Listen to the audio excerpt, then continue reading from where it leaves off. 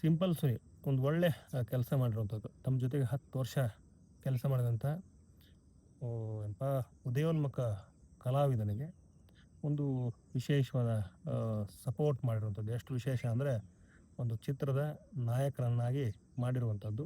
So associate ಆಗಿ ಅಂದರೆ director ಆಗಿ 10 ವರ್ಷ ಜರ್ನಿ. ಸೊ ಅವರ ಹೆಸರು ಸೀಲಂ ಎಂ ಸ್ವಾಮಿ.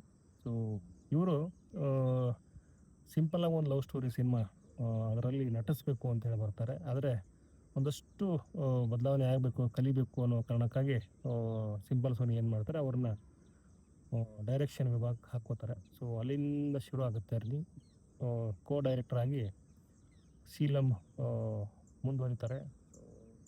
ಹೊಸಬರಿಗೆ ಇವರು ಸಪೋರ್ಟ್ ಮಾಡ್ತಿರ್ತಾರೆ, ಹೊಸಬರನ್ನ ಹಾಕೊಂಡು ಸಿನಿಮಾ ಮಾಡ್ತಿರ್ತಾರೆ.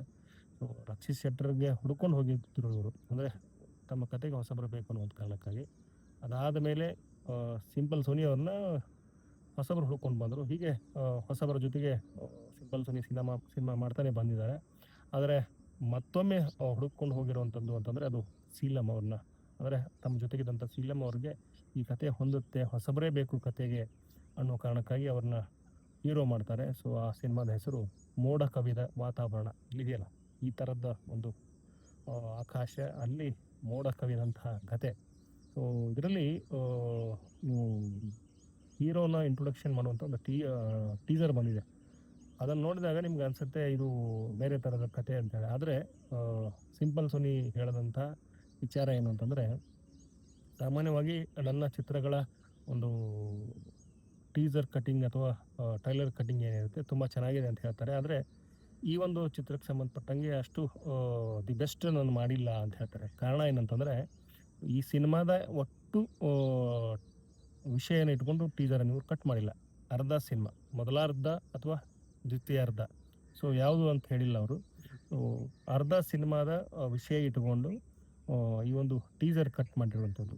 ಕಾರಣ ಏನು ಅಂತಂದರೆ, ಈ ಸಿನಿಮಾದಲ್ಲಿ ಒಂದಷ್ಟು ವಿಷಯ ಇದೆ, ಅದನ್ನು ಥಿಯೇಟರ್ನಲ್ಲೇ ರಿವೀಲ್ ಮಾಡಬೇಕು, ಅಲ್ಲೇ ಹೇಳಬೇಕು ಅನ್ನೋ ಕಾರಣಕ್ಕಾಗಿ ಟೀಸರ್ ಈ ಥರ ಮಾಡಿದೆ ಅಂತ ಹೇಳಿ ಚಿತ್ರದ ಟೀಸರ್ ರಿಲೀಸ್ ಈವೆಂಟಲ್ಲಿ ಸ್ವತಃ ಸಿಂಪಲ್ ಸೋನಿ ಅವರು ಹೇಳ್ಕೊಂಡಿರುವಂಥದ್ದು. ಸೊ ಇದು ತುಂಬ ಇಂಟ್ರೆಸ್ಟಿಂಗ್ ಅನಿಸ್ತು. ಹಾಗೆಯೇ ಇದೇ ಸಮಯದಲ್ಲಿ ಅವ್ರೇನು ಹೇಳಿಲ್ಲ, 10 ವರ್ಷದಿಂದ ನನ್ನ ಜೊತೆಗೆ ಸೀಲಂ ಇದ್ದಾರೆ. ಸೊ ಅವ್ರು ಈಗಲೂ ನನಗೆ ಡೈರೆಕ್ಟರ್ ಅನ್ನಿಸ್ತಾರೆ. ಆದರೆ ಎಲ್ಲ ಅವ್ರಿಗೆ ಜನ ಅಥವಾ ಆತ್ಮೀಯರು ಹೀರೋ ಅಂತಾರೆ. ಅದು ನನಗೆ ಯಾಕೋ ಆ ಫೀಲೇ ಆಗ್ತಿಲ್ಲ ಹೀರೋ ಅನ್ನುವಂಥದ್ದು. ಯಾಕಂದರೆ ಇನ್ನೂ ಬೇರೆ ಬೇರೆ ಸಿನಿಮಾದ ಕೆಲಸದಲ್ಲಿ, ಚಿತ್ರದ ಕೆಲಸದ ಬೇರೆ ಬೇರೆ ಏನಿರುತ್ತೆ ವಿಚಾರ, ಅದರಲ್ಲಿ ಇನ್ನೂ ಇನ್ವಾಲ್ವ್ ಇರೋದ್ರಿಂದ ಈ ಥರ ಅನಿಸುತ್ತೆ. ಹಾಗೆಯೇ US ಕ್ಯೂಬ್ ಸಿನಿಮಾ ರೆಡಿ ಆದಮೇಲೆ ಅದನ್ನು ಅಪ್ಲೋಡ್ ಮಾಡೋದಿರುತ್ತೆ, ಅದನ್ನು ಕೂಡ ಸಿಂಪಲ್ ಸೋನಿ ಜೊತೆಗೆ ಹೋಗಿ ಮಾಡಿರುವಂಥದ್ದು. ಹಾಗಾಗಿ ಈ ಒಂದು ಮಾತು ಅವರಿಂದ ಬಂದಿದೆ ಅಂತ ಹೇಳ್ಬೋದು.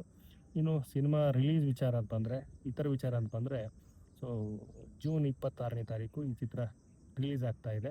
ಸೊ ಜುಡಾ ಸ್ಯಾಂಡಿ ಸಿಂಪಲ್ ಸೋನಿ ಅವರ ಈ ಚಿತ್ರಕ್ಕೂ ಸಂಗೀತ ಕೊಟ್ಟಿರುವಂಥದ್ದು. ಇಬ್ಬರು ನಾಯಕಿಯರಿದ್ದಾರೆ. ಒಂದು ಸಾತ್ವಿಕ, ಅದೇ ಓಂ ಪ್ರಕಾಶ್ ರಾವ್ ಅವರ ಮಗಳು. ಸಾತ್ವಿಕ ಅವರ ನಟನೆ ಇಲ್ಲೊಂದಿದೆ. ಹಾಗೆಯೇ ಮೋಕ್ಷ ಕುಶಾಲ್, ಸೊ ಇವರು ಈ ಸಿನಿಮಾದ ಮತ್ತೊಬ್ಬ ನಟಿ. ಇಬ್ಬರ ನಟಿಯರ ನಡುವೆ ಸೀಲಂ ಅವರ ಅಭಿನಯ.